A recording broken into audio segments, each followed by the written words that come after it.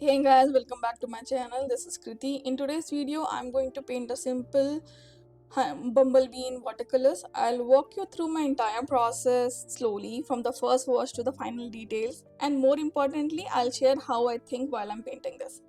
This is not a tutorial about copying step by step. It's about understanding how to approach a subject in watercolors so that you can apply the same thinking to anything that you want to paint.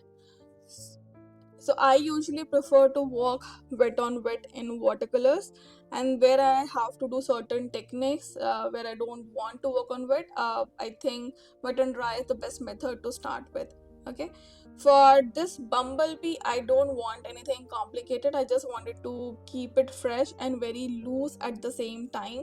So we start with the lightest colors like yellow, and for the dark color we have Payne's gray, or you can mix your own dark shade to be used. Always have 2 jars of water by your side so that when you're painting you use one jar to clean your brushes and the other one for the clean water, because if you're working wet on wet you will keep picking up the clean water, right? Now, as I have explained in my previous tutorial, I think the color theory becomes a lot handy when you're working with watercolors, and to know uh, to make anything darker you can also make use of your complementary colors, right? So I think if you're not sure about this, check out this tutorial where I talk about color theory, and make sure that you actually practice this exercise and do the color theory so to understand better. Okay.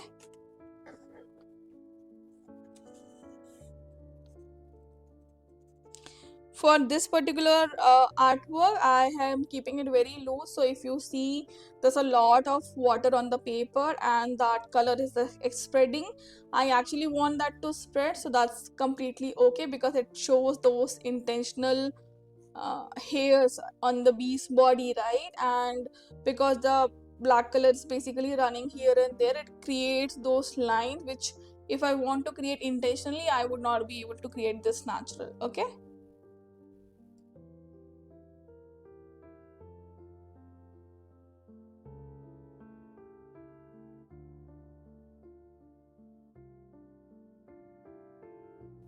Now here's the example of how you can do wet on dry, because for the legs part of the bumblebee I don't want to do wet on wet, and hence I'm just taking my wet color and directly doing on a paper which is dry. Okay, that is wet on dry technique. If you are not sure about this technique, please refer to my another tutorial which talks about the watercolor techniques in detail.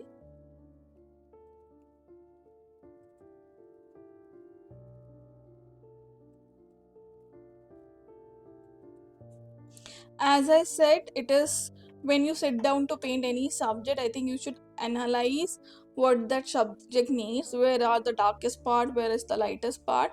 I am planning to do another tutorial where we'll just talk about theory when it is a good idea to view your picture in a grayscale, because it talks a lot about how you can approach an artwork. Okay. For the rest of the painting, I'm gonna just start a very nice music so you can just watch and complete the tutorial step by step. It's very simple, very loose, and I hope you enjoy the process.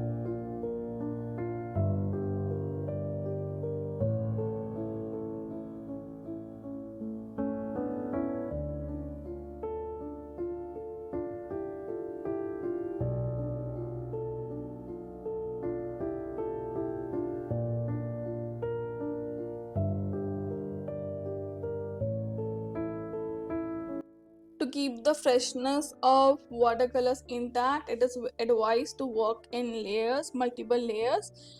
Depending upon what is your requirement, make sure that either you're working wet on wet, or you make sure that your paper is dry when you proceed to the next layer.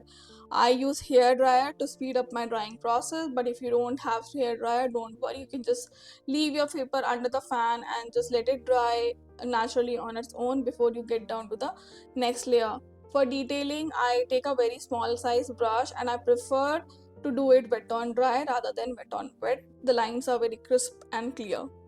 I hope this tutorial helped you understand how I approach watercolor, especially when it comes to keeping the colors fresh and light.